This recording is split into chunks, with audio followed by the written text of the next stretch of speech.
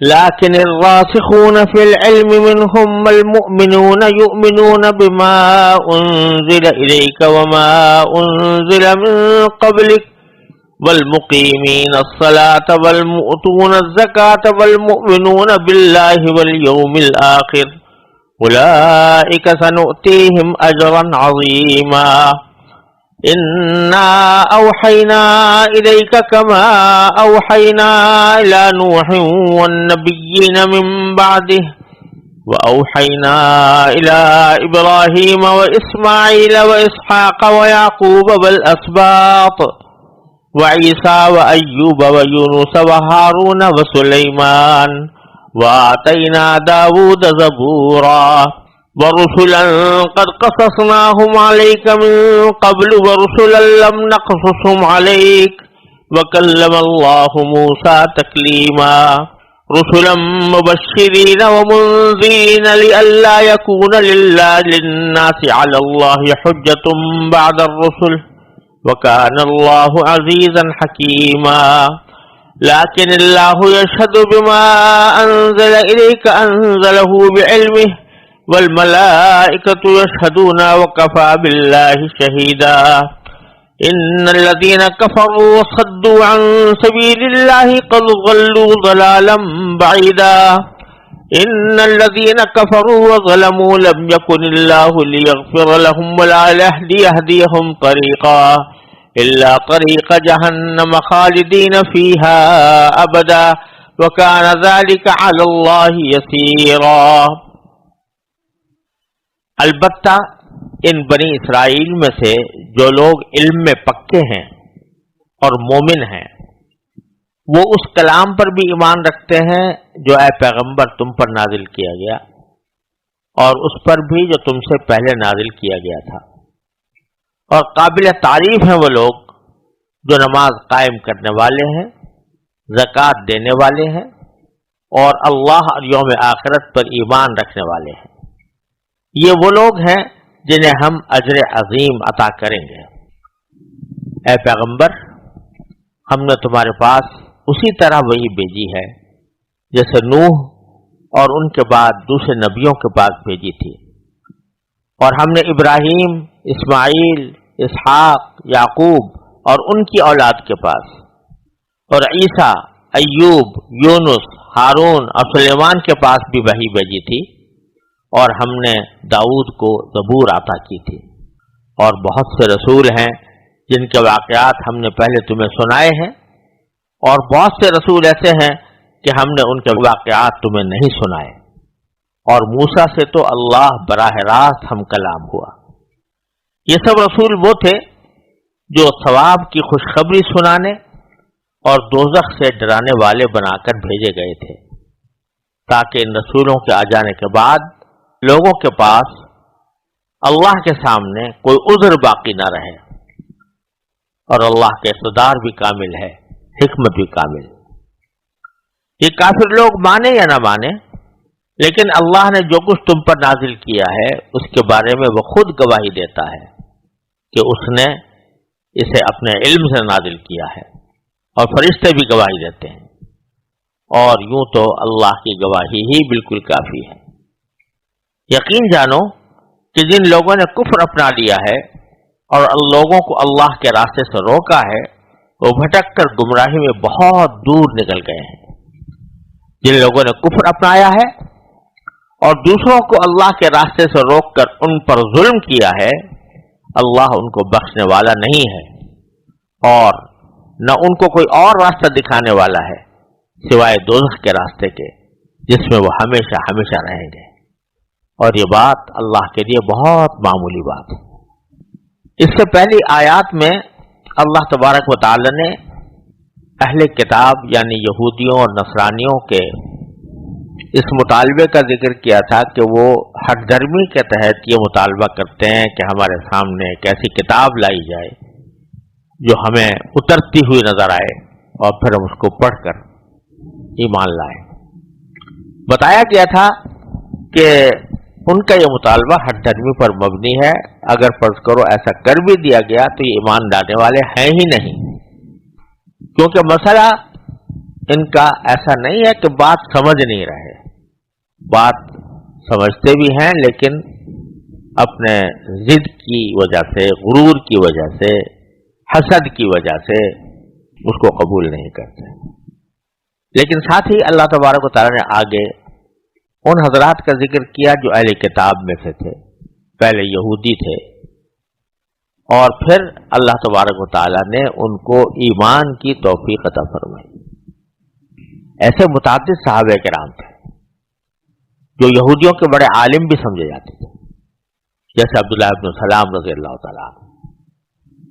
بعض اور حضرات تھے، حضرت اسید، حضرت ثعلبہ رضی اللہ تعالیٰ عنہما، کہ یہ پہلے یہودی تھے، اور جب اللہ تبارک و تعالیٰ کے فضل و کرم سے انہوں نے نبی کریم صلی اللہ علیہ وسلم کی نشانیاں دیکھیں کہ خاتم الانبیاء کی ساری علامات آپ کے اندر موجود ہیں، اور اللہ کا کلام سنا، تو وہ ایمان لے آئے۔ تو اب آگے اللہ تعالیٰ ان کی تعریف کر رہے ہیں کہ سارے اہل کتاب ایک جیسے نہیں ہیں۔ چنانچہ ایک اور جگہ فرمایا تھا لیسوا سواء، یعنی سارے اہل کتاب ایک جیسے برابر نہیں ہیں، ان میں کچھ لوگ ہیں جو حق پرست ہیں۔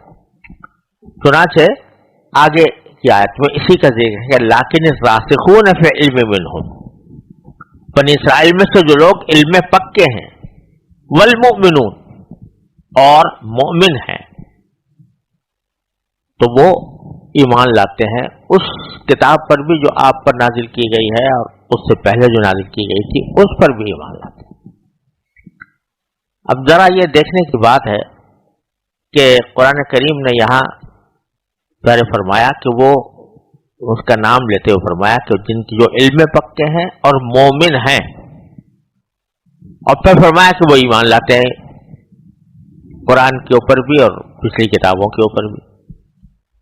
تو یہاں مومنون کا جو لفظ ہے وہ اس بات پر بظاہر اشارہ کر رہا ہے کہ یہ جب تک رسول کریم سرور عالم صلی اللہ علیہ وسلم تشریف نہیں لائے تھے، یا آپ کی نشانیاں ان پر ظاہر نہیں ہوئی تھی، اس وقت بھی یہ ایمان رکھتے تھے کہ ایک خاتم الانبیاء آنے والا ہے، اور اس بات پر اخلاص کے ساتھ کاربند تھے کہ اگر وہ خاتم الانبیاء جب آئے گا تو وہ خواہ ہمارے قبیلے سے ہو یا کسی اور قبیلے سے ہو، ہم اس پر ایمان لائیں گے۔ تو اس لحاظ سے یہ پہلے سے مومن تھے کہ ان کے ذہن میں یہ بات نہیں تھی کہ اگر بنی اسرائیل میں سے آئے گا تو مانیں گے اور بنی اسماعیل سے آئے گا تو نہیں مانیں گے، بلکہ شروع سے یہ مانتے تھے کہ جو بھی آئے گا وہ ہم اس کو تسلیم کریں گے۔ تو اس لیے ان کو مومنون کا لقب پہلے ہی سے اللہ تعالیٰ نے فرمایا، پھر فرمایا کہ یؤمنون بما انزل الیک۔ تو وہ ان کے اس ایمان کا تقاضا یہ تھا کہ وہ آپ پر نازل ہوئی وحی پر بھی ایمان رکھتے ہیں، اور آپ سے پہلے جو آئے تھے پیغمبران کرام ان کی وحی پر بھی ایمان رکھتے ہیں۔ پھر آگے والمقیمین الصلاۃ والمؤتون الزکاۃ، یہ عربی زبان کا ایک بہت ہی لطیف اسلوب ہوتا ہے کہ جب کسی شخص کے کوئی اوصاف گنائے جاتے ہیں تو اس میں کسی وصف کو گناتے ہوئے اس کی حالت اعرابی تبدیل کر دی جاتی ہے۔ یہاں عربی جو حضرات جانتے ہیں یا عربی گرامر سے واقف ہیں وہ محسوس کریں گے کہ الراسخون، المؤمنون، المؤتون الزکاۃ، المؤمنون باللہ والیوم الآخر، یہ سب حالت رفعی میں ہے۔ بیچ میں والمقیمین الصلاۃ یہ حالت نسبی میں آ گیا۔ اس کو عربی زبان کے لحاظ سے، اس کی گرامر کے لحاظ سے نصب علی سبیل المدح کہتے ہیں، یعنی اس میں یہ بات پوشیدہ ہوتی ہے کہ ہم اس کی تعریف کر رہے ہیں، اس کے عمل کی تعریف کر رہے ہیں۔ اسی لیے ہم نے ترجمے میں اس بات کا لحاظ رکھا ہے اور یہ کہا ہے کہ وہ اس کلام پر بھی ایمان رکھتے ہیں جو اے پیغمبر تم پر نازل کیا گیا، اور اس پر بھی جو تم سے پہلے نازل کیا گیا تھا، اور قابل تعریف ہیں وہ لوگ جو نماز قائم کرنے والے ہیں، زکوٰۃ دینے والے ہیں، اور اللہ اور یوم آخر پر ایمان رکھنے والے ہیں. تو یہ قابل تعریف اگرچہ لفظوں میں موجود نہیں ہے، لیکن والمقیمین کے اندر جو حالت اعرابی اس کی تبدیل کی گئی اور حالت رفیع سے اس کو حالت نسبی کے اندر لایا گیا، اس کے اندر خود یہ تعریف مضمر ہے.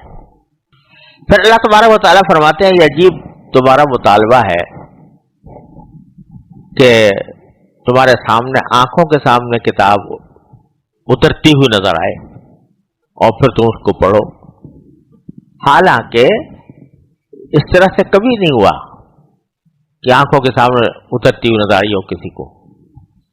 اس سے پہلے بھی ہم وحی نازل کرتے رہے، تو ان تمام انبیاء کرام کا اللہ تعالیٰ نے نام لیا ہے، سب کا تو نہیں ہے، نمایاں پیغمبران کا نام لیا ہے کہ ہم نے ان کے اوپر بھی تو وحی نازل کی تھی، ان میں سے بعضوں کو کتاب بھی دی گئی تھی. لیکن کسی کے ساتھ یہ نہیں ہوا کہ آسمان سے اڑتی ہوئی کتاب ان کو نظر آ جائے اور پھر وہ ہاتھوں میں جا کے تھم جائے. تو فرماتے ہیں انا اوحینا الیک کما اوحینا الی نوح والنبیین من بعد. نبی کریم صلی اللہ علیہ وسلم سے خطاب ہے کہ اے پیغمبر ہم نے تمہارے پاس اسی طرح وحی بھیجی جیسے نوح اور ان کے بعد دوسرے نبیوں کے پاس بھیجی تھی. اب یہاں یہ بھی سمجھ لیجئے کہ حضرت نوح علیہ السلام سے پہلے بھی انبیاء کرام آئے ہیں. آدم علیہ السلام سب سے پہلے پیغمبر تھے، پھر حضرت عیسیٰ علیہ السلام ہے، اور بعض روایات کے مطابق حضرت ادریس علیہ السلام بھی حضرت نوح سے پہلے آ چکے تھے. تو یہاں خاص طور پر جو ذکر کیا حضرت نوح علیہ السلام کا ذکر کیا. ہم نے آپ پر ویسے ہی نہیں وحی نازل کی ہے جیسے کہ نوح پر نازل کی تھی، حالانکہ اس سے پہلے دوسرے انبیاء کرام پر بھی ہو چکی تھی. لیکن بظاہر وجہ یہ ہے کہ حضرت نوح علیہ السلام سے پہلے زیادہ تر جو وحی کے احکام آتے تھے وہ دنیا کی آباد کاری سے متعلق ہوتے، اور شرعی احکام کے فلاں چیز جائز ہے، فلاں چیز ناجائز ہے، فلاں حلال ہے، فلاں حرام ہے، یا عبادات کے خصوصی طریقے، ان کے احکام آباد کاری کے احکام کے مقابلے میں کم تھے. ایک بات تو یہ تھی. دوسرے جو احکام آتے تھے یا وحی آتی تھی اس میں یہ پہلو نہیں ہوتا تھا کہ اگر تم نے معجزات اپنے دیکھنے کے باوجود تم نے نافرمانی کی تو تمہیں ہلاک کر دیا جائے گا.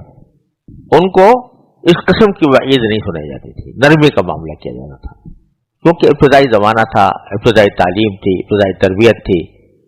اس واسطے یہ بات کہ اگر تم نے نہ مانا تو تمہیں عذاب کا سامنا کرنا پڑے گا اس دنیا ہی میں، یہ پہلی بار حضرت نوح علیہ السلام سے شروع ہوا.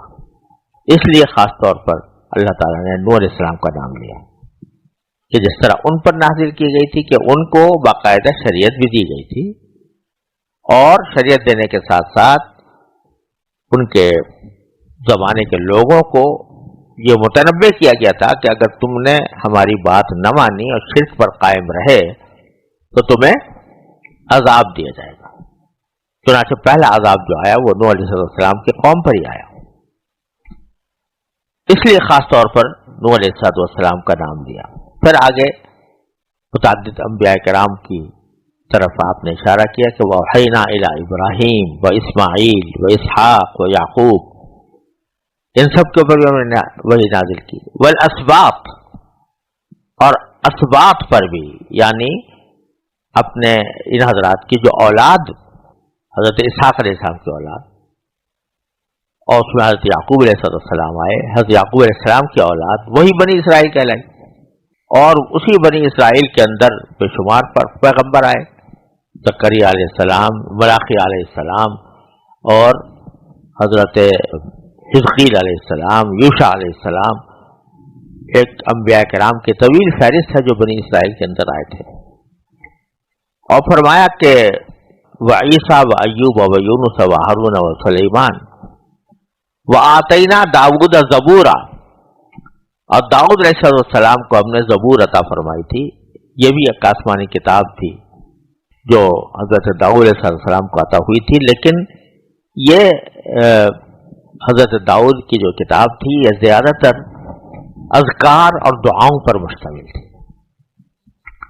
اور احکام ان کو وہی تھے تقریباً جو تورات میں تھے، لیکن داؤد علیہ السلام کو یہ پڑھنے کے لیے دی گئی تھی۔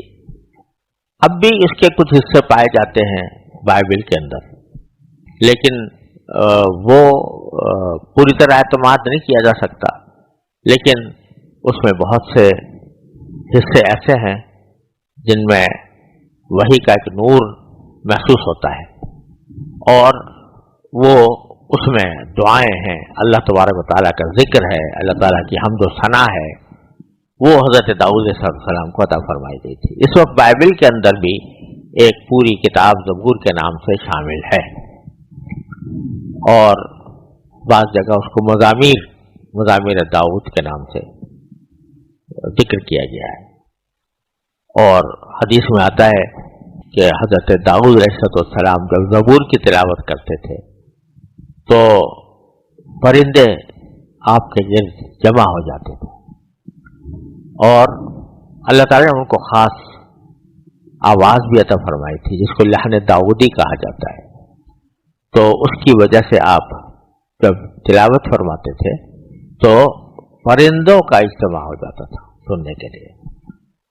پھر آگے اللہ تبارک و تعالیٰ فرماتے ہیں کہ بہت سے پیغمبر ایسے ہیں جن کا واقعہ ہم نے آپ کو سنا دیا، رسلاً قصصناہم علیک، اور بہت سے ایسے ہیں کہ ابھی تک ہم نے ان کا ذکر بھی نہیں کیا آپ کے سامنے، ورسلاً لم نقصصہم علیک، تو ایسے بے شمار پیغمبر آئے ہیں۔ کہیں یہ نہیں ہوا کہ ہم نے ان کے اوپر کتاب آسمان سے سر نازل ہوتی نظر آئے لوگوں کو کہ اڑتی ہوئی آ جائے، لیکن وہ آخرکار پیغمبر تھے جنہوں نے ایمان اختیار کیا، تو الحمدللہ اس پر ایمان رکھا انہوں نے اور کامیاب ہوئے۔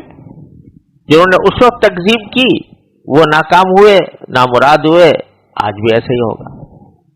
وَكَلَّمَ اللَّهُ مُوسَىٰ تَكْلِيمًا، اور اللہ تعالیٰ نے موسیٰ علیہ السلام سے تو براہ راست بات کی۔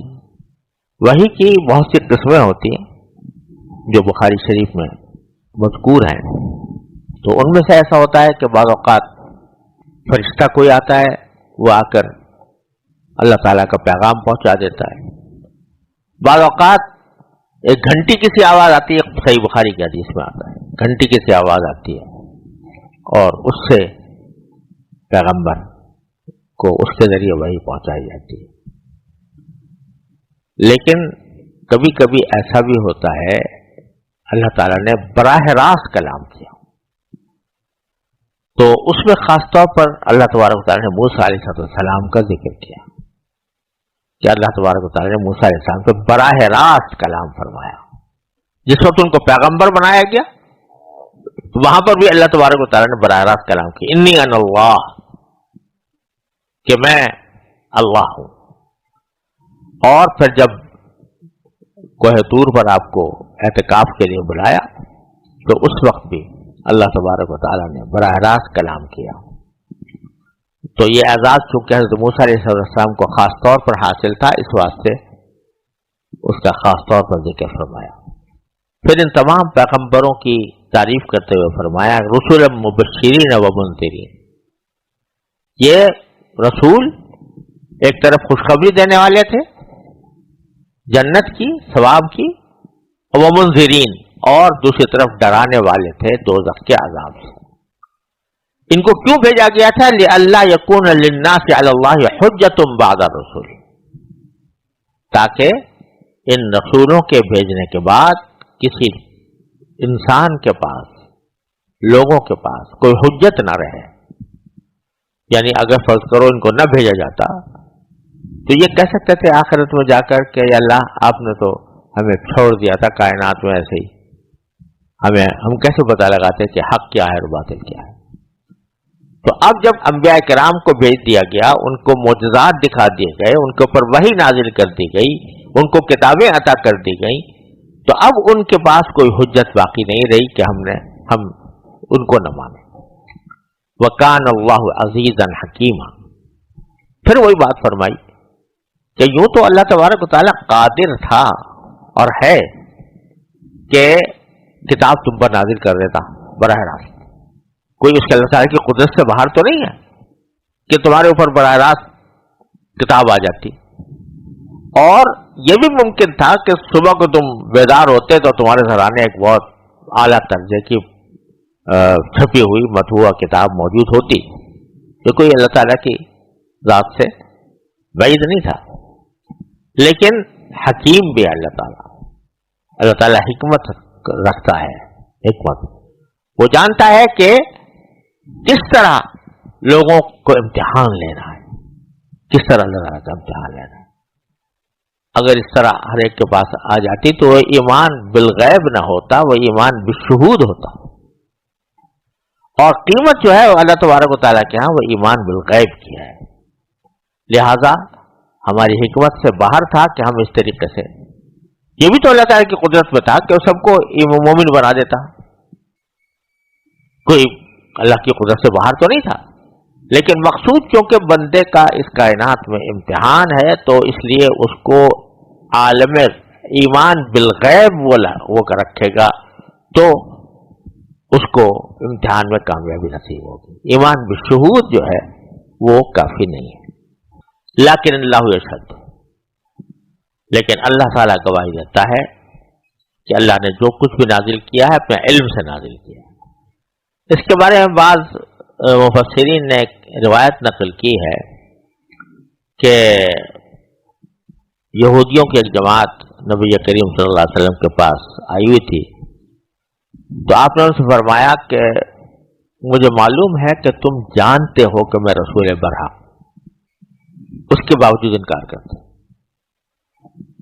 تو انہوں نے کہا جی نہیں، ہم تو نہیں، ہم تو اس بات کی گواہی نہیں دیتے کہ ہم جانتے ہیں اور مانتے ہیں، ہم کچھ نہیں مانتے آپ کو۔ تو اس کے جواب میں یہ آیت ہے لیکن اللہ یشہد، نہیں مانتے نہ مانو، اللہ تو گواہی دیتا ہے۔ لیکن اللہ یشہد کیا گواہی دیتا ہے کہ بما انزل الیک انزلہ بعلم، جو کچھ بھی آپ پر نازل کیا ہے اللہ تعالیٰ نے اپنے علم سے نازل کیا۔ اور والملائکۃ یشہدون، تم گواہی دو یا نہ دو، فرشتے گواہی دیتے ہیں۔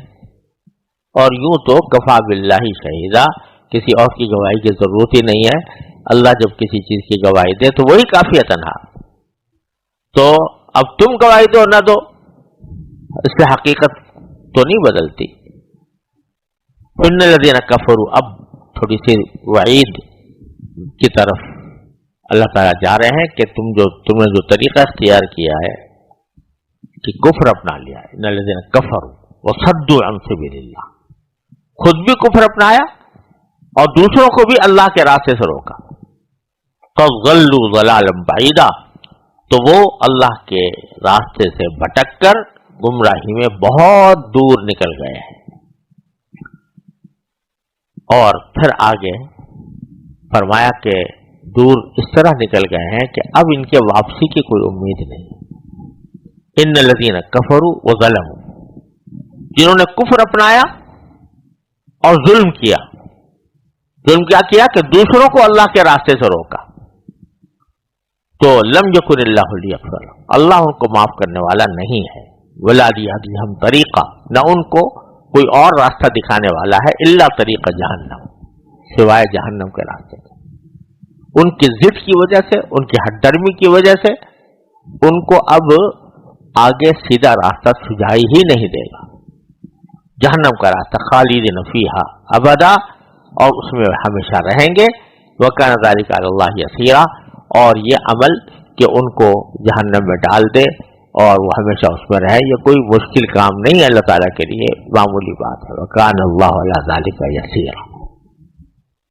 یا ایھا الناس قد جاءکم الرسول بالحق من ربکم فآمنوا خیرا لکم وَإِن تَكْفُرُوا فَإِنَّ لِلَّهِ مَا فِي السَّمَاوَاتِ وَالْأَرْضِ وَكَانَ اللَّهُ عَلِيمًا حَكِيمًا۔ يَا أَهْلَ الْكِتَابِ لَا تَغْلُوا فِي دِينِكُمْ وَلَا تَقُولُوا عَلَى اللَّهِ إِلَّا الْحَقَّ انما المسيح عيسى ابن مريم رسول الله وكلمته القاها الى مريم وروح منه فآمنوا بالله ورسله ولا تقولوا ثلاثة انتهوا خيرا لكم انما الله اله واحد سبحانه ان يكون له ولد له ما في السماوات وما في الارض وكفى بالله وكيلا۔ اے لوگو، یہ رسول تمہارے پاس تمہارے پروردگار کی طرف سے حق لے کر آ گئے ہیں، اب ان پر ایمان لے آؤ کہ تمہاری بہتری اسی میں ہے، اور اگر اب بھی تم نے کفر کی راہ اپنائی تو خوب سمجھ لو کہ تمام آسمانوں اور زمین میں جو کچھ ہے اللہ ہی کا ہے، اور اللہ علم اور حکمت دونوں کا مالک ہے۔ اے اہل کتاب، اپنے دین میں حد سے نہ بڑھو اور اللہ کے بارے میں حق کے سوا کوئی بات نہ کہو۔ مسیح عیسی ابن مریم تو محض اللہ کے رسول تھے، اور اللہ کا ایک کلمہ تھا جو اس نے مریم تک پہنچایا، اور ایک روح تھی جو اسی کی طرف سے پیدا ہوئی تھی۔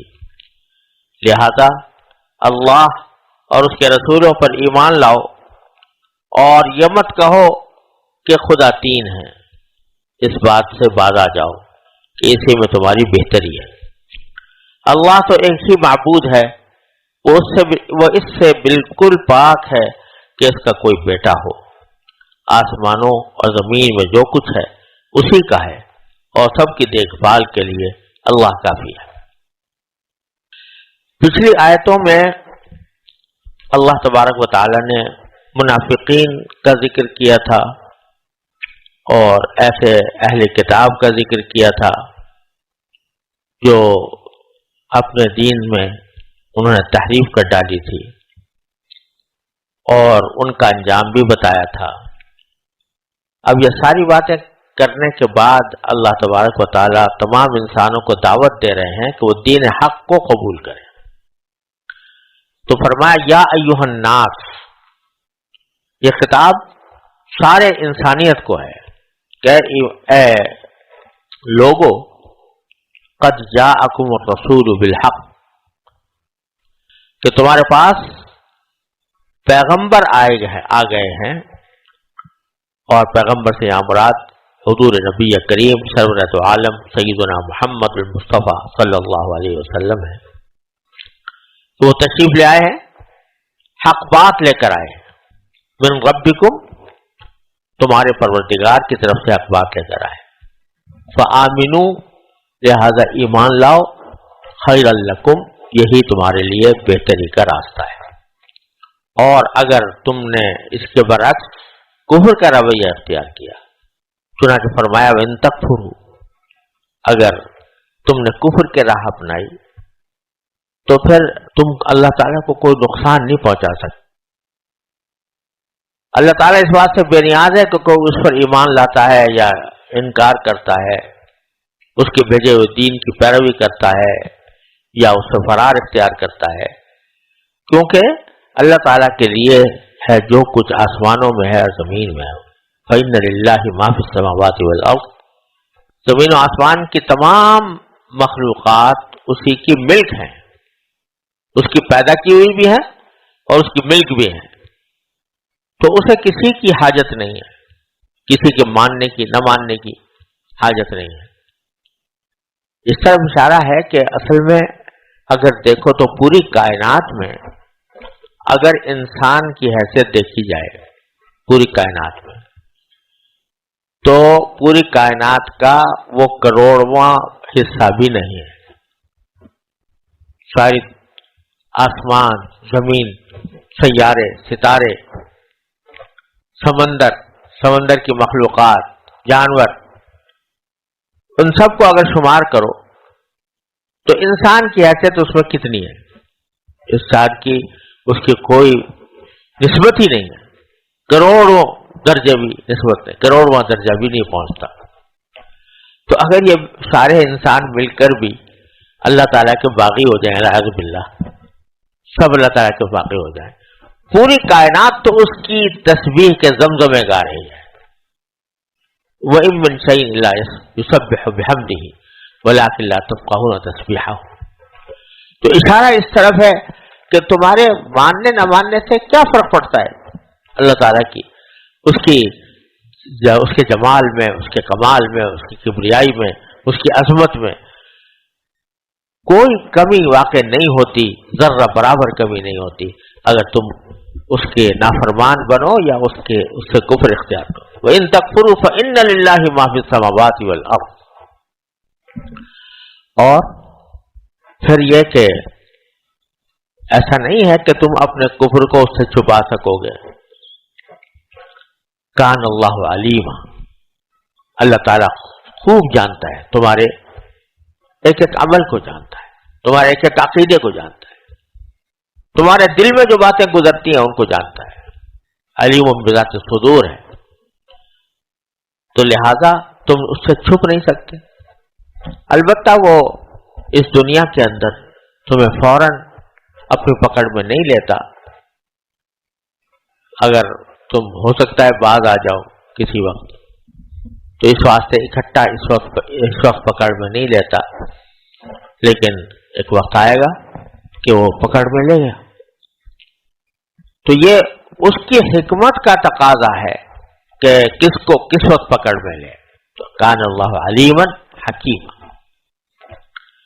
اب آگے اہل کتاب کو بڑی ہی مشفقانہ انداز میں نصیحت کی جا رہی ہے کہ یا اہل کتاب لا تغلو فی دینکم، اے اہل کتاب تم اپنے دین میں حد سے نہ بڑھو.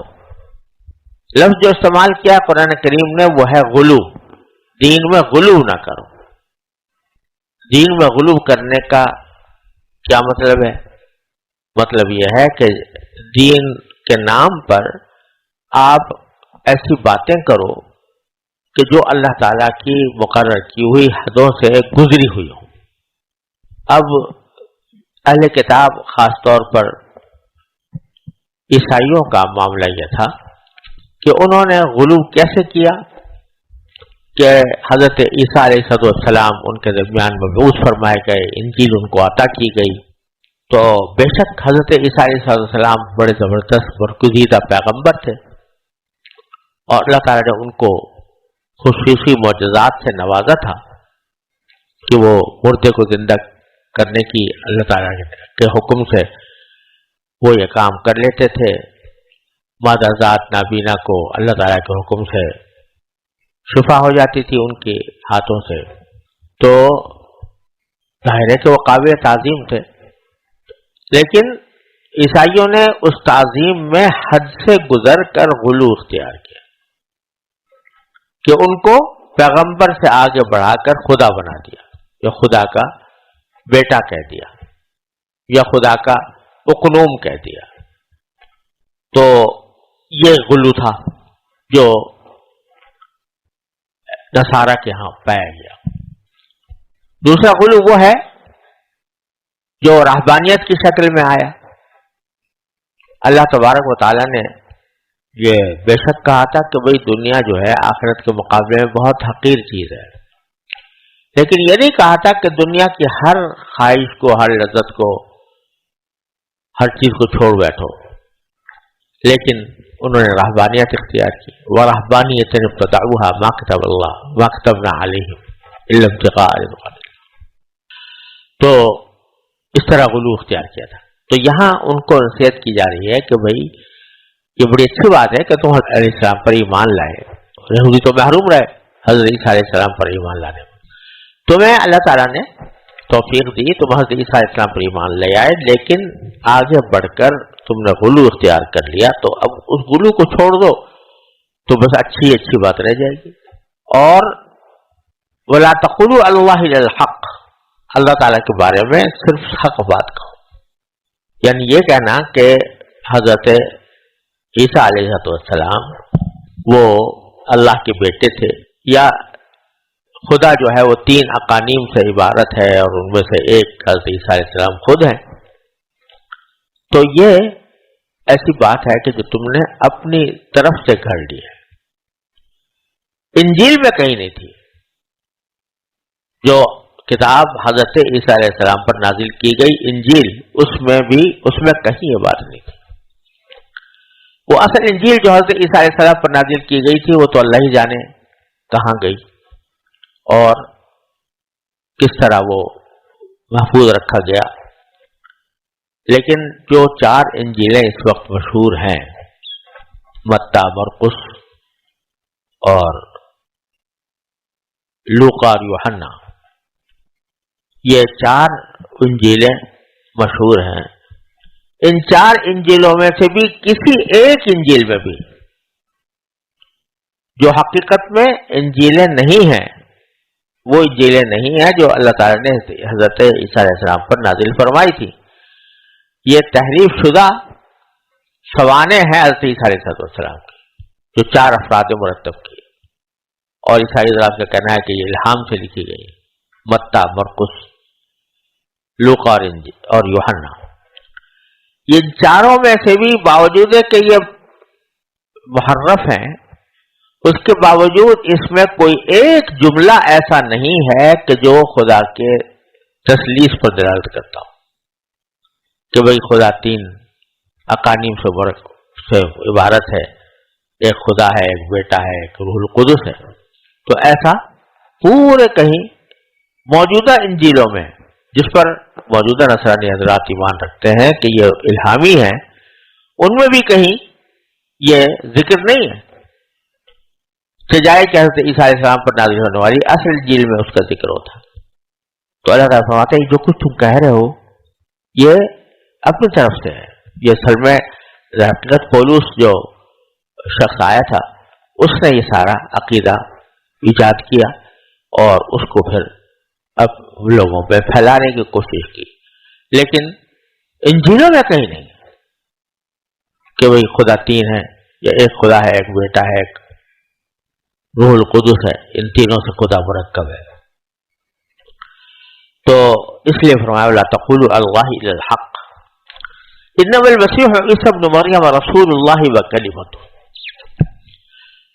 مسیح عیسی ابن مریم تو اللہ کے رسول تھے اور اللہ کا کلمہ تھے.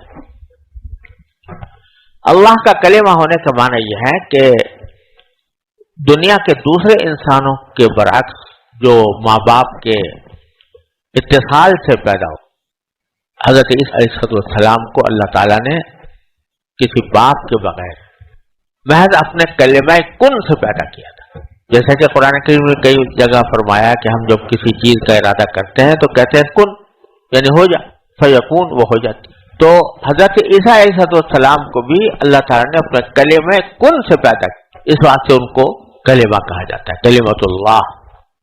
اور اسی سے شاید عیسائی حضرات کو یہ مغالطہ لگا کہ جب کلمۃ اللہ کہا گیا تو کلام تو صفت ہے اللہ تعالیٰ کی اور صفت قدیمہ ہے. تو جب حضرت مسیح علیہ السلام کو صفت کلام، اللہ کی صفت کلام قرار تو گویا ان کو بھی ازلی، ان کا وجود بھی ازلی مانا گیا، کیونکہ صفات باری تعالیٰ ازلی ہے. لیکن حقیقت یہ ہے کہ یہاں باری تعالیٰ کے صفت کلام بحیثیت صفت کلام کے مراد نہیں، بلکہ اس کلمہ کا ذکر ہے. ورنہ کلام اللہ کہتے ہیں اللہ تعالیٰ، لیکن کلمہ کا ذکر ہے جو کلمہ اللہ تعالیٰ نے ان کو پیدا کرنے کے لیے ارشاد فرمایا کہ کن، اس کی طرف اشارہ ہے. اس کو لے جانا کہ وہ صفت کلام ہے. صفت کلام کا نتیجہ یہ ہے کہ وہ عیسیٰ علیہ السلام بھی قدیم ہیں اور ازلی ہیں اور وہ خدا کا مخنوم ہیں، یہ بالکل غلط بات ہے. اور پھر فرمایا کہ یہ کلمہ ایسا تھا کہ القاها الی مریم، کہ اللہ تعالیٰ نے یہ کلمہ جو ہے یہ پہنچا دیا تھا مریم علیہ السلام کو، کہ ان سے کہا کہ کن، پیدا کر دو، پیدا ہو گئے. وروح منہ، اور عیسیٰ علیہ السلام اللہ تعالیٰ ہی کی طرف سے پیدا کی گئی ایک روح تھی جو اسی کی طرف سے آئی تھی، اللہ تعالیٰ کی طرف سے آئی تھی. یعنی عام ارواح جو ہیں وہ جسم کے اندر آتی ہیں باپ کے واسطے سے، ماں اور باپ کے ملاپ سے پیدا ہوتی ہے. لیکن یہ روح ایسی تھی کہ جو اللہ تعالیٰ نے براہ راست اپنے کلمہ کن کے ذریعے حضرت مریم کے جسم سے پیدا فرمائی اور دنیا کو ایک معجزہ دکھلایا. فآمنوا باللہ ورسولہ، لہذا اللہ پر بھی ایمان لاؤ اور اس کے رسولوں پر بھی ایمان لاؤ. ولا تقولوا ثلاثہ، اور یہ نہ کہو کہ تین ہے. یہ عجیب و غریب معاملہ ہے کہ عیسائی حضرات ہیں وہ تثلیث فی التوحید اور توحید فی التثلیث کے قائل. کیا معنی؟ کہتے ہیں خدا ایک ہے مگر تین ہے، اور تین ہے مگر ایک ہے. اب ایک صورت تو یہ ہوتی ہے کہ آدمی کسی چیز کے تین ہونے کی اس طرح تعبیر کرے کہ یہ ایک چیز، یہ دوسری چیز، یہ تیسری چیز، کیا تینوں الگ الگ ہیں.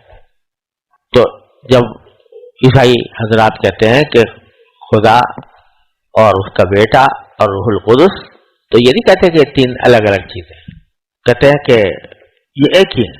اب ایک تین چیزوں کے ایک ہونے کا جو مفہوم ہماری اور انسان کی سمجھ میں آتا ہے وہ یہ ہے کہ تین چیزیں ایک اس وقت ہو سکتی ہے جبکہ ان کو یہ کہا جائے کہ یہ تین اجزاء سے مرکب. تو کہتے ہیں کہ وہ یہ تین جو ہے وہ ایک مجموعے کی صورت میں ایک بن گئے ہیں، مطلب اجزاء سے مرکب ہے. عیسائی حضرات یہ بھی نہیں مانتے، یعنی وہ خدا اور بیٹا اور روح القدس ان کو اجزاء نہیں مانتے خدا کے، کہ خدا کے جز ہیں. تو تین ہونے کے جو معقول راستے ہیں وہ دو ہی ہو سکتے ہیں. یا تو یہ کہ یہ کہا جائے کہ ہر ایک ان میں سے ایک مستقل وجود رکھتا ہے، اس لیے تین وجود ہیں. یا پھر یہ کہا جائے کہ ہر ایک ان میں سے جز ہے اور کل ان کا مرکب ہے، یہ کہا جائے. عیسائی حضرات دونوں باتیں نہیں مانتے، نہ مرکب مانتے ہیں اللہ تعالیٰ کو اور نہ متعدد مانتے. وہ کہتے ہیں کہ تین ایک ہے اور ایک تین ہے. اب یہ کس طرح ہے، اس کی کوئی عقلی توجیہ کیا ہے؟ کس طرح ہو سکتا ہے کہ تین چیزیں کو ایک قرار دیا جائے؟ اس کی کوئی قابل فہم کوئی تعبیر وہ حضرات نہیں کر پائے. اور بعض لوگوں نے جو کوشش کی ہے وہ اس کو ثابت کرنے کی وہ تحقیقت ناکام رہے. تو وہ کہتے ہیں کہ اس طرح ہے کہ جیسے دماغ ہے، وہ دماغ جو ہے یہ علم بھی رکھتا ہے اور خود اپنا علم بھی رکھتا ہے. تو دماغ یہ خود اپنا علم رکھتا ہے، خود اپنی فہم رکھتا ہے کہ دماغ کوئی چیز ہے. تو ایک طرف دماغ ہے وہ عالم ہے اور دوسری طرف دماغ معلوم ہے اور تیسری طرف اعلی علم ہے. دماغ ہی سے دماغ نے دماغ کو پہچانا، تو وہ دماغ بھی ہے، عالم بھی، معلوم بھی اور اعلی علم بھی. تو اس طریقے سے کہتے ہیں تین ایک ہو جاتے ہیں. لیکن یہ مثال بھی اس لیے غلط ہے کہ یہاں تین چیزیں نہیں ہیں، چیز ایک ہی ہے، اس کی حیثیتیں بدل رہی ہیں.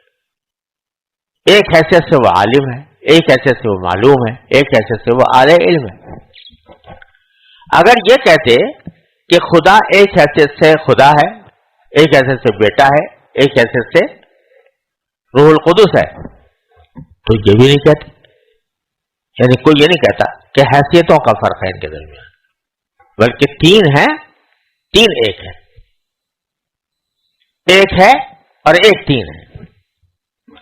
تو نہ جز اجزاء کے قائل ہیں، نہ حیثیتوں کے قائل ہیں، نہ تعدد کے قائل ہیں. تو یہ ایک ایسا معمہ ہے جو حل ہو نہیں سکا کبھی بھی. بڑے بڑے فلاسفہ بھی پیدا ہوئے ان کے یہاں، انہوں نے اس قسم کی کوششیں بھی کی جیسے میں نے عرض کیا، لیکن وہ ناکام ہے. تو اور آخر میں جا کر یہ کہہ دیا کہ یہ جو ہے یہ متشابہات میں سے، ہماری عقل سے خارج ہے. حالانکہ متشابہات جو ہوتے ہیں وہ کسی دین کا لازمی عنصر نہیں ہوتے. متشابہات ایسی چیزیں ہوتی ہیں کہ اگر آدمی اس کو نہ سمجھے تو اس سے کوئی فرق نہیں پڑتا. اور یہ تو سب سے پہلا عقیدہ ہے جس کے اوپر ایمان لائے بغیر آدمی عیسائی نہیں ہو سکتا. تو جو سب سے پہلا عقیدہ ہے وہی متشابہات میں سے ہو جائے. جیسے عقیدہ توحید ہے ہمارے یہاں, اس کو کوئی کہہ دے کہ جی یہ تو متشابہات میں سے ہے, اس کی توحید. متشابہات ایسی چیزیں نہیں ہوتی کہ جن پر ایمان لانا, جس کو سمجھنا, جس کے سمجھے بغیر آدمی مومن نہ ہو سکے, ایسی چیز متشابہات میں نہیں ہوتی. اس لیے فرماتے ہیں کہ لا تقولوا ثلاثہ, ارے بھائی یہ تین بات کی بات چھوڑو, انتہوا خیر لکم, اس سے بعد آ جاؤ, یہی تمہارے لیے بہتر ہے. انما اللہ الہ واحد, اللہ تو ایک ہی ہے. سبحانہ ان یکون لہ ولد, وہ اس بات سے بہت پاک ہے کہ اس کا کوئی بیٹا ہو. اور آگے اس کی ایک بالکل سیدھی سی سادی سی دلیل بیان فرمائی کہ عام طور سے انسان کو اولاد کی حاجت ہوتی ہے اپنی مدد کے لیے, کہ وہ یہ چاہتا ہے انسان کے میرے اولاد ہو تو میری دست و بازو بنے, میں اپنے کسی مقاصد کے اندر اس کو استعمال کروں, اس سے کام لوں. تو اللہ تبارک و تعالی کا معاملہ تو یہ ہے کہ لہو ما فی السماوات و ما فی الارض, وہی بات یہاں پر دہرائی کہ آسمان و زمین میں جو کچھ ہے وہ اسی کا ہے. تو پھر اللہ تبارک و تعالی کو کسی مدد کی حاجت نہیں کہ اس کو اولاد کی ضرورت ہو. وَكَفَى بِاللَّهِ وَكِيلًا, اور سب کی دیکھ بھال کے لیے اللہ کافی ہے. تو جب وہ خود کافی ہے تو اپنے امور سلطنت کو انجام دینے کے لیے اسے کسی معاون کی ضرورت نہیں, کسی مددگار کی ضرورت نہیں, کسی وکیل کی ضرورت نہیں. تو اللہ تعالیٰ خود کام کرنے والا ہے. لہذا اس کا بیٹا ہونا یہ کوئی تصور سے باہر بات ہے, عقل کے خلاف ہے یہ بات کہ جو کائنات کا مالک ہو, خالق ہو, اس کو بیٹے کی ضرورت پڑے. لہذا اس سے بعد آ جاؤ. لن يستنكف المسيح أن يكون عبدا لله ولا الملائكة المقربون ومن يستنكف عن عبادته ويستكبر فسيحشرهم إليه جميعا فأما الذين آمنوا وعملوا الصالحات فيوفيهم أجورهم ويزيدهم من فضله وأما الذين استنكفوا واستكبروا فيعذبهم عذابا أليما ولا يجدون لهم من دون الله وليا ولا نصيرا. يا أيها الناس قد جاءكم برهان من ربكم وأنزلنا إليكم نورا مبينا فأما الذين آمنوا بالله واعتصموا به فسيدخلهم في رحمة منه وفضل ويهديهم إليه صراطا مستقيما. مسیح کبھی اس بات کو عار نہیں سمجھ سکتے کہ وہ اللہ کے بندے ہوں, اور نہ مقرب فرشتے اس میں کوئی عار سمجھتے ہیں. اور جو شخص اپنے پروردگار کی بندگی میں عار سمجھے اور تکبر کا مظاہرہ کرے تو وہ اچھی طرح سمجھ لے کہ اللہ ان سب کو اپنے پاس جمع کرے گا. پھر جو لوگ ایمان لائے ہوں گے اور انہوں نے نیک عمل کیے ہوں گے ان کو ان کا پورا پورا ثواب دے گا اور اپنے فضل سے اس سے زیادہ بھی دے گا. اور ان کو رہے وہ لوگ جنہوں نے بندگی کو عار سمجھا ہوگا اور تکبر کا مظاہرہ کیا ہوگا تو ان کو دردناک عذاب دے گا اور ان کو اللہ کے سوا اپنا کوئی رکھوالا اور مددگار نہیں ملے گا. اے لوگو, تمہارے پاس تمہارے پروردگار کی طرف سے کھلی کھلی دلیل آ چکی ہے، اور ہم نے تمہارے پاس ایک ایسی روشنی بھیج دی ہے جو راستے کی پوری وضاحت کرنے والی ہے۔ چنانچہ جو لوگ اللہ پر ایمان لائے ہیں اور انہوں نے اسی کا سہارا تھام لیا ہے، اللہ ان کو اپنے فضل اور رحمت میں داخل کرے گا اور انہیں اپنے پاس آنے کے لیے سیدھے راستے تک پہنچائے گا۔ پچھلی آیات میں اللہ تبارک و تعالی نے عیسائیوں کے عقیدوں کی تردید کی تھی کہ وہ حضرت عیسیٰ علیہ السلام کو اللہ کا بیٹا قرار دیتے ہیں، خدائی میں شریک قرار دیتے ہیں، اس کی تردید فرمائی۔ اور اب اس عقیدے کی جو بنیادی وجہ تھی، جیسے پہلے کی ذکر کیا گیا کہ وہ غلو تھا ان کی محبت میں، حضرت عیسیٰ علیہ السلام کی تعظیم، تکریم اور محبت میں وہ حد سے بڑھ گئے تھے۔ کیوں بڑھ گئے تھے؟ وہ در حقیقت ایک غلط فہمی تھی جس کا ان آیات میں ازالہ کیا گیا ہے۔ غلط فہمی یہ تھی کہ عیسیٰ علیہ السلام یا بالفاظ دیگر مسیح علیہ السلام اللہ تبارک و تعالیٰ کی ایک عظیم نعمت تھے جو بنی اسرائیل کے اوپر نازل فرمائی گئی، اور ان کی ایک طرف تو پیغمبرانہ عظمت تھی اور دوسری طرف ان کی معجزانہ پیدائش تھی کہ اللہ تعالیٰ نے ان کو بالکل غیر معمولی طریقے پر دنیا میں بھیجا بغیر باپ۔ تو اس وجہ سے وہ اس غلط فہمی میں مبتلا ہوئے کہ یہ جو غیر معمولی طور پر آئے ہیں تو یہ انسان نہیں ہو سکتے، بندے نہیں ہو سکتے، ان کی عظمت کا تقاضا یہ ہے کہ ان کو خدا کہا جائے۔ اللہ تبارک و تعالیٰ یہ بیان کروانا چاہتے ہیں کہ حقیقت یہ ہے کہ کسی کی سب سے بڑی عظمت، انسان کی سب سے بڑی عظمت یہ ہے کہ وہ اللہ کا بندہ بن جائے، اس سے بڑی کوئی عظمت نہیں ہو سکتی۔ انسان کی معراج یہ ہے کہ وہ بندگی کرے، اللہ کا بندہ بنے، اللہ تبارک و تعالیٰ کا کے احکام کی مکمل پیروی کا اقرار کرے اور اپنے آپ کو اللہ تعالیٰ کے سامنے عاجزی اور مسکنت کا اظہار کرے۔ یہ انسان کی سب سے بڑی عظمت ہے۔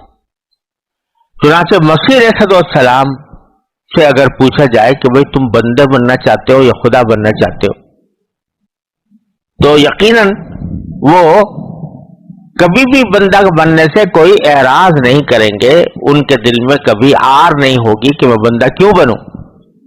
تو اس لیے اللہ تعالیٰ فرماتے ہیں لن يستنكف المسيح ان يكون عبدا لله، مسیح کبھی اس بات کو آر نہیں سمجھ سکتے کہ وہ اللہ کے بندے بنے یا اللہ کے بندے ہوں، اس لیے کہ وہ جانتے کہ سب سے بڑی معراج انسان کی جو ہے وہ بندگی ہے، اللہ کا بندہ بننا، خدا بننا نہیں ہے۔ خدا تو اگر کوئی بنے گا تو مصنوعی خدا ہوگا، خدا تو ایک ہی ہے، لیکن انسان کی معراج یہ ہے کہ وہ بندہ بنے۔ چنانچہ جب نبی کریم صلی اللہ علیہ وسلم کو معراج کے لیے تشریف اللہ تعالی نے بلایا تو اس کا ذکر جب قرآن کریم میں فرمایا ہے تو وہاں پر نبی کریم صلی اللہ علیہ وسلم کے لیے بندے کا لفظ استعمال کیا، سبحان الذی اسری بعبدہ لیلا من المسجد الحرام۔ دوسری جگہ تو اتنی تعریفیں ہیں، انا ارسلناک شاہدا ومبشرا ونذیرا وداعیا الی اللہ باذنہ وسراجا منیرا۔ آگے بھی ایک طرح سے استعارہ آ رہا ہے نبی کریم صلی اللہ علیہ وسلم کے لیے، لیکن جہاں معراج پر لے جانے کا اتنا عظیم واقعے کا ذکر فرمایا تو وہاں لفظ نہ بشیر ہے، نہ نذیر ہے، نہ رسول ہے، نہ نبی ہے، نہ سراج ہے، نہ منیر ہے، عبد ہی، جب اللہ اپنے بندے کو لے گیا معلوم ہوا کہ معراج انسان کی یہ ہے کہ وہ بندہ بن۔ تو اس لیے فرماتے ہیں کہ غلط فہمی تمہیں ہو رہی ہے کہ معاذ اللہ حضرت مسیح علیہ السلام کو اللہ کا بندہ قرار دینے سے ان کی کوئی توہین ہوگی یا ان کی کوئی شان میں کمی آئے گی۔ وہ تو خود کبھی بھی اس بات کو آپ نہیں سمجھ سکتے کہ وہ اللہ کے بندے بنے۔ اور وہ تو پھر بھی بشر تھے. ملائکہ جو مقربین ہیں، اللہ تعالیٰ کے مقرب فرشتے ہیں، وہ بھی باوجود اپنے فرشتہ ہونے کے، جن سے کبھی کوئی غلطی سرزد ہو ہی نہیں سکتی، اس کے باوجود وہ اپنے آپ کو اللہ کا بندہ ہی سمجھتے ہیں، اور بندہ سمجھنے میں وہ کوئی عار نہیں سمجھتے. اور اللہ آگے تعالیٰ فرماتے ہیں وَمَن يَسْتَنْكِفْ عَنْ عِبَادَتِهِ وَيَسْتَكْبِرْ، جو اللہ کی بندگی سے عار سمجھے اور بندگی میں عار سمجھے اور تکبر سے کام لے، تو کیا ہوگا؟ بس اتنی بات سمجھ دو، فَسَيَحْشُرُهُمْ إِلَيْهِ جَمِيعًا، ایسے لوگوں کو اللہ تعالیٰ اکٹھا جمع کریں گے حشر کے میدان میں. اب یہاں یہ نہیں فرمایا فوری طور سے کہ وہاں جمع کر کے ہم ان کے ساتھ کیا معاملہ کریں گے، کیا سزا دیں گے، لیکن یہاں اشارہ اس طرف ہے کہ جب آدمی بدعملی کے ساتھ اور کفر کے ساتھ اور استنکاف کے ساتھ، کہ یعنی اللہ کی بندگی میں عار سمجھنے کے ساتھ جب کوئی شخص زندگی گزارے گا، تو اس کا لازمی نتیجہ یہ ہے کہ ہوگا وہیں جمع. اور جب وہاں پر جمع کیا جائے گا ایسے آدمی کو، تو ظاہر ہے کہ اس کا انجام برا ہوگا، عذاب کا ہوگا، سزا کا ہوگا. فَسَيَحْشُرُهُمْ إِلَيْهِ جَمِيعًا، تو ان سب کو اللہ تعالیٰ وہیں پر جمع کرے گا. پھر کیا ہوگا جمع کرنے کے بعد؟ فَأَمَّا الَّذِينَ آمَنُوا وَعَمِلُوا الصَّالِحَاتِ، جو لوگ ایمان لائے ہیں اور انہوں نے نیک عمل کیے ہیں، فَيُوَفِّيهِمْ أُجُورَهُمْ، تو باری تعالیٰ ان کو ان کے اجر پورے پورے دے گا. وَيَزِيدُهُمْ مِنْ فَضْلِهِ، اور اپنے فضل و کرم سے کچھ زیادہ بھی دے گا. یہ مفہوم قرآن کریم نے کئی جگہ استعمال فرمایا ہے. ایک طرف تو فرمایا کہ ہم تمہارا اجر پورا دیں گے. اجر بھی دنیا کا اجر نہیں، دنیا کا اجر جو ہے وہ محدود ہوتا ہے اور متناہی ہوتا ہے. وہ آدمی کی اپنی بساط، سوچ کی بساط جو ہے وہ اس تک پہنچتی ہے، اس سے زیادہ وہ تصور نہیں کر سکتا کہ مجھے کتنا اجر ملنا چاہیے. جیسے ایک بچہ ہوتا ہے، اس کو بسا اوقات یہ پتہ نہیں ہوتا کہ کون سا کتنے روپے زیادہ ہوتے ہیں کتنے. اس کی منتہائے نظر جو ہے وہ 20 روپے، 40 روپے، 50 روپے ہوتی ہے. تو اگر اس سے پوچھا جائے کہ بھئی تم کتنا مانگو، تو اس کے خیال میں جو سب سے زیادہ عدد ہوگا وہ اپنی طرف سے مانگے گا کہ مجھے 50 روپے دے دو، جو 100 روپے دے دو. لیکن اس نادان کو یہ پتہ نہیں ہے کہ یہ 100 اور 50 کوئی حقیقت نہیں رکھتے. جب دینے والا مشفق باپ دے گا تو وہ اس سے کہیں زیادہ دے گا. تو اجر یہاں پر جو ہم سمجھ رہے ہیں، اجر تو کوئی حقیقت ہے، ایسے جیسے بچہ کچھ تعداد میں روپے مانگے یا پیسے مانگے. لیکن اللہ تبارک و تعالیٰ نے وہاں جو اجر قرار دے رکھا ہے وہ ہماری سوچ سے بالا تر ہے، جس کے بارے میں یہ فرمایا گیا کہ مالا عین رات ولا اذن سمعت ولا خطر علی قلب بشر، کہ اس کو آج تک کسی آنکھ نے دیکھا نہیں، کسی کان نے سنا نہیں، اور کسی بشر کے دل پر اس کا خیال بھی نہیں گزرا. یہ تو اجور ہے، اللہ تعالیٰ کی طرف سے اجر ایسا ہے. پھر باری تعالیٰ فرماتے ہیں ہم اس سے اپنے فضل سے اس پر اور زیادہ دیں گے. اول تو اجر ہی ہمارے تصور سے بالا تر ہے، پھر اس اجر کے اوپر کچھ اور دیں گے. یہ کئی جگہ یہ مضمون قرآن کریم میں بیان فرمایا ہے، للذین احسنوا الحسنى وزیادہ. جن لوگوں نے اچھے کام کیا ان کو اچھا ثواب ملے گا اور کچھ اور ملے گا. اور لہم فیہا ما یشاؤون ولدینا مزید، کہ جنت میں جو چاہیں گے ملے گا، جو تمہارے دماغ میں آئے گا مانگو ملے گا، لیکن وَلَدَيْنَا مزید، ہمارے پاس کچھ اور بھی ہے۔ اس کچھ اور کے ابہام میں جو لذت ہے اور اس کے اندر جو انعام کا عجیب مظاہرہ ہے وہ بیان سے باہر ہے۔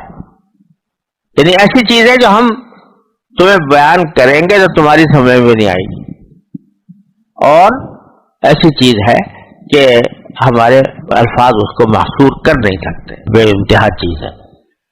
تو فرمائے وَزِدْهُم مِّن فَضْلِهِ، ان کو اللہ تعالیٰ اپنی طرف سے اپنے فضل سے بہت زیادہ دے گا۔ وَأَمَّا الَّذِينَ اسْتَنكَفُوا وَاسْتَكْبَرُوا، اور جنہوں نے بندگی کو عار سمجھا تھا اور تکبر سے کام لیا تھا، فَيُعَذِّبُهُمْ عَذَابًا أَلِيمًا، تو ان کو اللہ تعالیٰ دکھ دینے والا عذاب دے گا۔ وَلَا يَجِدُونَ لَهُم مِّن دُونِ اللَّهِ وَلِيًّا وَلَا نَصِيرًا، اور وہ اللہ تبارک و تعالیٰ کے عذاب سے بچنے کے لیے کوئی نہ مددگار پائیں گے اور نہ کوئی کارساز پائیں گے۔ جب اللہ تعالیٰ کا عذاب آئے گا تو کوئی تمہیں وہاں سے بچا نہیں سکتا، تمہارا باپ، تمہارا استاد، تمہارا شیخ، تمہارا مربی، تمہارے دوست، تمہارے عزیز، تمہارے اقارب، کچھ نہیں، کوئی نہیں بچا سکتا۔ لہذا اب اللہ تبارک و تعالیٰ فرماتے ہیں کہ یا ایھا الناس، اب سارے انسانوں کو بیک وقت خطاب ہے، جس میں مسلمان بھی داخل ہے اور غیر مسلم بھی، کہ قد جاءکم برہان من ربکم، اب تمہارے پاس تمہارے پروردگار کی طرف سے کھلی کھلی دلیل آ گئی ہے۔ وَأَنزَلْنَا إِلَيْكُمْ نُورًا مُبِينًا، اور ہم نے تمہارے اوپر ایک ایسا نور، ایسی روشنی بھیج دی ہے جو راستے کی پوری وضاحت کرنے والی۔ دو چیزیں ذکر فرمائی، ایک برہان اور ایک نور مبین۔ تو برہان اصل میں کہا جاتا ہے ایسی دلیل کو جو انتہائی مضبوط ہو اور اس کو رد کرنے کا کوئی راستہ نہ ہو، ورنہ دلیل کا لفظ اس قرآن میں آیا ہے، اور اسی طرح حجہ بھی دلیل کو کہتے ہیں، وہ بھی قرآن کریم میں آیا ہے۔ لیکن یہاں جو لفظ استعمال فرمایا گیا برہان، برہان ایسی دلیل کو کہتے ہیں جس سے اپنا مدلول، یعنی جس چیز کی وہ دلیل ہے، وہ بالکل واضح علم نشرہ ہو کر سامنے آ جاتی، اس کو برہان کہتے ہیں۔ تو ایک بار ہم نے تمہارے پاس برہان بھیجا ہے اور ایک نور مبین بھیجا ہے، یعنی ایسی روشنی جو وضاحت کرنے والی ہے۔ تو برہان سے مراد قرآن کریم، قرآن کریم بذات خود ایک ایسی عظیم دلیل ہے جس کو رد کرنا ممکن نہیں، تو یہ تو برہان ہے۔ پھر فرمایا نورم مبینہ، ہم نے تمہارے پاس ایک روشن کرنے والا، وضاحت کرنے والا نور بھیجا ہے یا روشنی بھیجی ہے۔ اس سے مراد بظاہر نبی کریم سرور عالم صلی اللہ علیہ وسلم کی تعلیمات کی روشنی۔ ایک طرف قرآن ہے، لیکن قرآن بغیر نبی کریم سرور عالم صلی اللہ علیہ وسلم کی تعلیمات کے صحیح طریقے سے نہ سمجھا جا سکتا ہے، نہ صحیح طریقے سے اس پر عمل کیا جا سکتا ہے۔ اس کی مثال دوسری جگہ بھی فرمایا لقد جاءکم من اللہ نور و کتاب مبین، وہاں کتاب کے ساتھ مبین ہے اور نور کو الگ بیان فرمایا ہے۔ اشارہ بظاہر اس طرف ہے، واللہ سبحانہ عالم، کہ اگر کسی انسان کے پاس ایک بہت واضح کتاب ہو جس میں سب کچھ لکھا ہوا ہے، کتاب تو ہے لیکن کتاب سے استفادے کے لیے کئی طرح کی روشنیوں کی ضرورت ہے۔ ایک اس کے آنکھ میں روشنی ہو، اگر آنکھ میں روشنی نہیں ہے، کتاب سامنے رکھی بڑی اعلیٰ درجے کی کتاب ہے، لیکن روشنی آنکھ میں نہیں ہے تو وہ اس کتاب سے کیسے فائدہ اٹھا سکتا ہے؟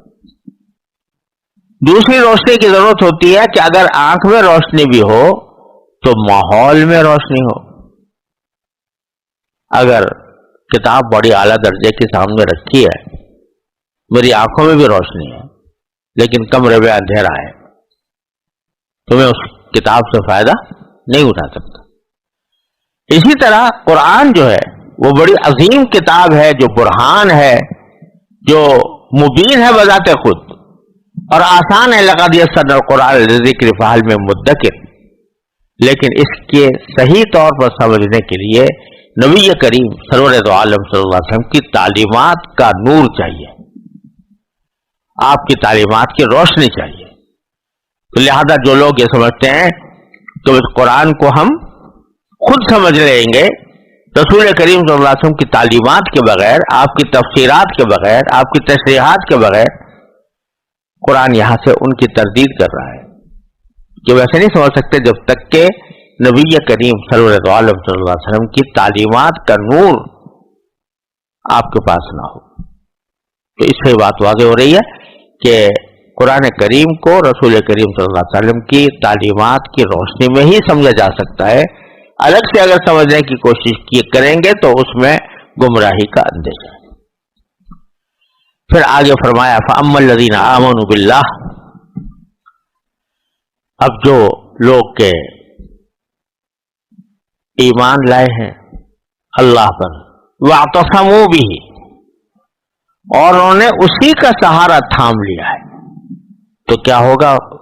فَسَيُدْخِلُهُمْ فِي رَحْمَةٍ مِّنْهُ وَفَضْلٍ، تو اللہ تبارک و تعالی ان کو اپنے فضل اور رحمت میں داخل کرے گا۔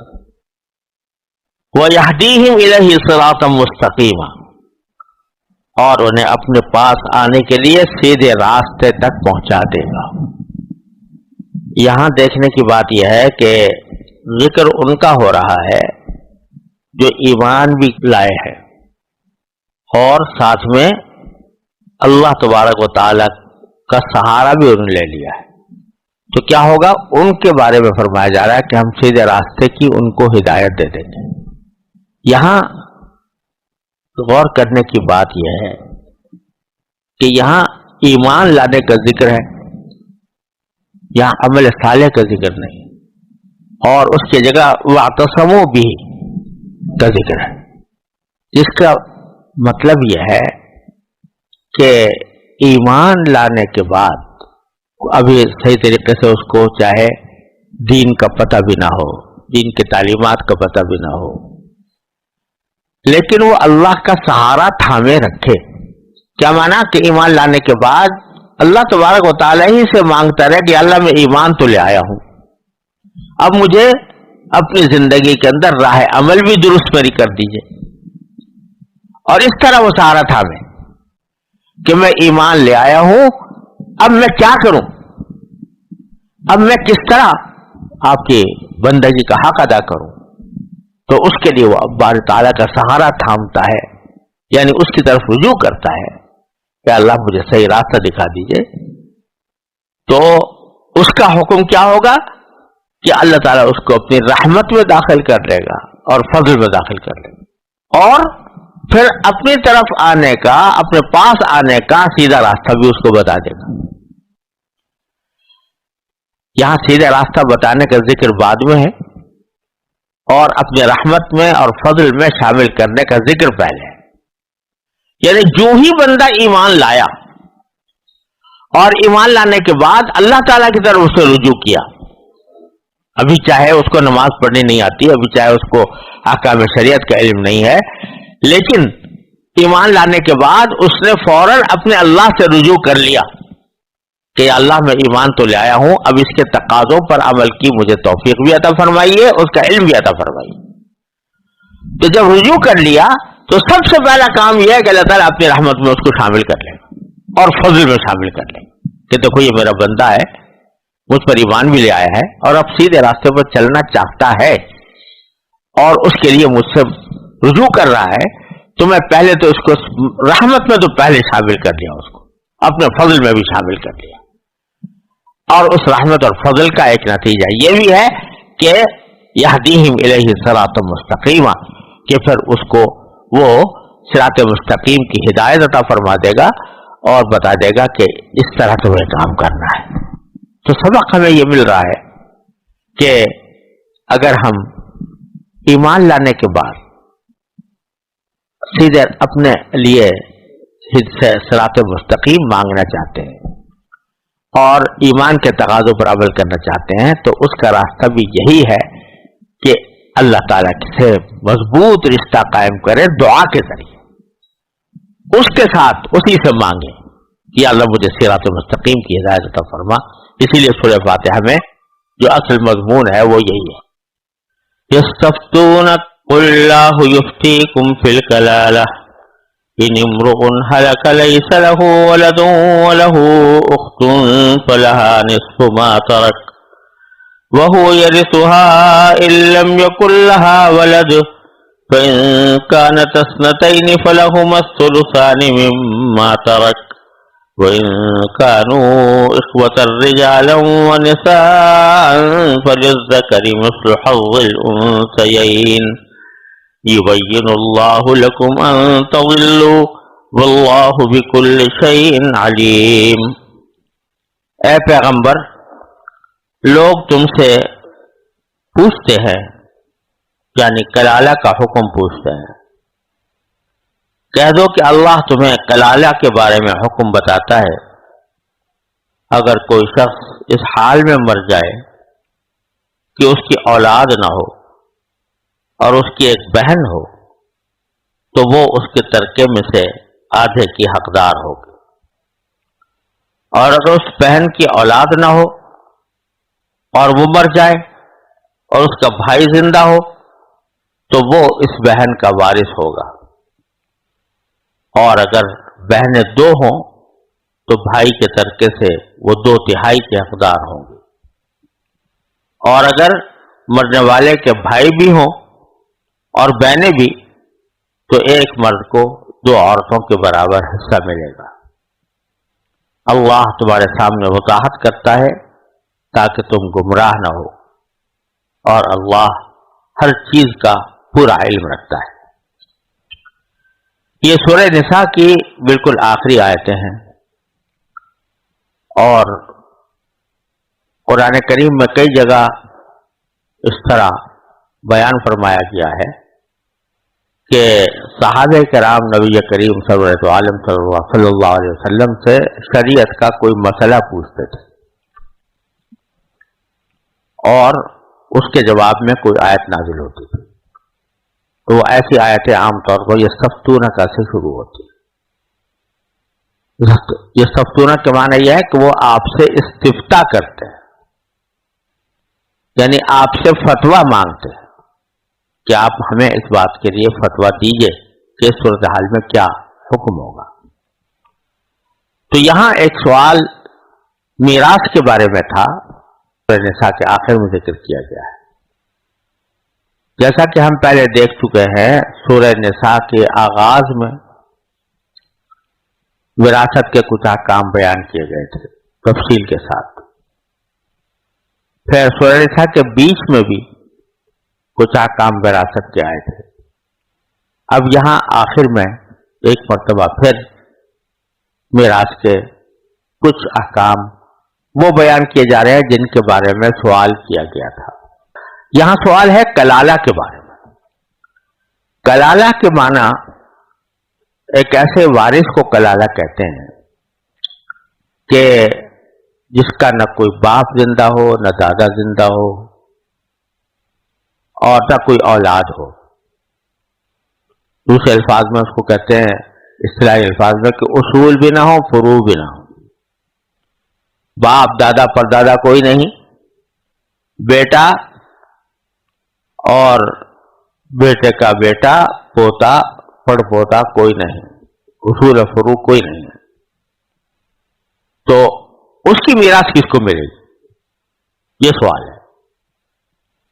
اس کو کلالہ کہتے ہیں، اور اس کے بارے میں خود وہ آیت میراث جو ہے جو یوصیکم اللہ فی اولادکم سے شروع ہوتی ہے، تو وہاں پر بھی کچھ حکم بیان کیا گیا تھا کلالہ کا، لیکن حضرات صحابہ کرام جنہوں نے آپ سے اس موقع پر سوال فرمایا وہ اس کی مزید وضاحت چاہتے تھے، تو اللہ تعالی نے فرمایا قل اللہ یفتیکم فی الکلالہ، اللہ تعالیٰ تمہیں فتویٰ دیتے ہیں، یعنی حکم بیان کر کلالہ کا.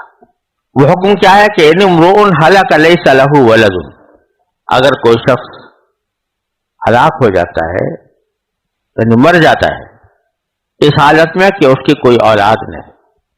اب یہ اس میں یہاں پر اولاد کا تو خاص طور پر ذکر کیا ہے، لیکن جو کلالہ کے مفہوم ہی میں یہ بات داخل ہے کہ اس کا کوئی باپ دادا بھی نہ ہو. وَلَهُ أُخْتٌ، اور اس کی کوئی بہن ہو، فَلَهَا نِصْفُ مَا تَرَكَ، تو جتنا بھی وہ کلالہ مال چھوڑ کر جائے گا اس کا آدھا مال اس کی بہن کو ملے گا. وَهُوَ يَرِثُهَا إِن لَّمْ يَكُن لَّهَا وَلَدٌ، اسی طرح اگر یہ بہن مر جائے اور اس کی نہ کوئی اولاد ہو نہ اس کا کوئی باپ دادا ہو تو تم اس کے بھائی ہوگے، تو وہ بھائی جو ہے وہ بھی اپنی بہن سے اسی طریقے سے میراث پائے گا. فَإِن كَانَتَا اثْنَتَيْنِ، اگر کسی کلالہ کی بہنیں دو ہوں، فَلَهُمُ الثُّلُثَانِ مِمَّا تَرَكَ، تو کلالہ نے جو کچھ مال چھوڑا ہے اس کا 2/3 ان دو بہنوں کو ملے گا. وَإِن كَانُوا إِخْوَةً رِجَالًا وَنِسَاءً، اور اگر کلالہ نے جو لوگ چھوڑے ہیں اس میں بھائی بھی ہیں اور بہنیں بھی ہیں، مرد ہوں اور عورتیں ہوں، تو کیا ہوگا؟ فَلِلذَّكَرِ مِثْلُ حَظِّ الْأُنثَيَيْنِ، تو ایک مذکر کو 2 مؤنثوں کے برابر حصہ ملے گا. یبین اللہ لکم ان تضلوا، اللہ تعالیٰ تمہارے سامنے یہ احکام بیان کرتے ہیں اس لیے تاکہ تم گمراہ نہ ہو. واللہ بکل شیء علیم، اور اللہ تعالیٰ ہر چیز کا جاننے والا ہے. کلالہ کے احکام میں خاصی تفصیل ہے اور اس کی تشریح میں بھی فقہاء کرام کا اختلاف رہا ہے، اور اس کی تفصیلات جو ہیں وہ فقہی کتابوں کے اندر مذکور ہیں. میں نے بھی اپنی صحیح مسلم کی شرح میں اس سے متعلق متعدد مباحث تفصیل کے ساتھ ذکر کیے ہیں. ان میں سے بعض پہلو ایسے تھے جو حضرت فاروق اعظم رضی اللہ تعالیٰ عنہ کے ذہن میں آخر وقت تک کل بلاتے رہے، اور ان کو اس بات کی تمنا رہی کہ مجھے یہ احکام معلوم ہو جائیں، لیکن سب کے سب انہی آیات پر متفرع ہے. یہ سورہ نساء کی آخری آیت اور میراث کی آیت میں جو کلالہ کا ذکر ہے وہ. یہاں اس وقت اس کی تفصیل میں جانے کی ضرورت نہیں ہے، کیونکہ جب کبھی ایسا واقعہ پیش آئے تو اس وقت میں اس کے سوا چارہ نہیں ہوتا کہ آدمی اس وقت کے حالات کے مطابق اس کے بارے میں فتویٰ لے اور اس سے پتہ چلے کہ کون کتنا وارث ہو رہا ہے. لہذا میں اس وقت اس کی تفصیلات میں جانا مناسب نہیں سمجھتا. لیکن سورہ نساء کے ختم پر اللہ تبارک و تعالیٰ نے ایک عمومی ارشاد فرمایا ہے کہ یبین اللہ لکم ان تضلوا، جو کچھ باتیں ہم تمہارے سامنے بیان کرتے ہیں کھول کھول کر وہ اس لیے بیان کرتے ہیں تاکہ تم گمراہ نہ ہو. تو لہذا ان کو دھیان سے سنا کرو اور ان کو اپنے لیے ایک نعمت سمجھو، کیونکہ یہ بیان کسی انسان کی طرف سے کسی بندے کی طرف سے نہیں آ رہا، بلکہ اس ذات کی طرف سے آ رہا ہے جو تمام کائنات کی ہر چیز سے واقف ہے. واللہ بکل شیء علیم، اللہ تبارک و تعالی ہر چیز کا جاننے والا ہے. تو آج بھی جس فن میں جو آدمی زیادہ مشہور ہوتا ہے، اس کا علم اس کے بعد زیادہ ہوتا ہے، لوگ اس سے رجوع کرتے ہیں اور رجوع کر کے اس سے پوچھتے ہیں، پھر جو وہ کوئی بیان دے دے تو اس بیان کی قدر کرتے ہیں، کوئی کتاب لکھ دے اس کی قدر کرتے ہیں، کوئی تقریر کرے اس کی قدر کرتے ہیں. تو باری تعالیٰ فرماتے ہیں کہ ہم تمہیں گمراہی سے بچانے کے لیے یہ بیان دے رہے ہیں قرآن کریم کے ذریعے. اور کس کی طرف سے آ رہا ہے؟ واللہ بکل شیء علیم، جو ہر چیز کا علم رکھنے والا ہے. تو جس ذات معمولی دنیا کے اندر معمولی علم رکھنے والوں کی بات کی قدر کرتے ہو اور اس کو اپنے لیے ایک نعمت سمجھتے ہو، تو اللہ تبارک و تعالی جو ہر چیز سے عالم ہے، ہر چیز کا علم رکھتا ہے، جس کے برابر کسی کا بھی علم نہیں ہو سکتا، اس کی طرف سے اگر کوئی بیان آ رہا ہے، اس کی طرف سے کوئی وضاحت آ رہی ہے، تو اس کو پورے قدر کے ساتھ اس کو سننا بھی چاہیے اور اس پر عمل بھی کرنا چاہیے۔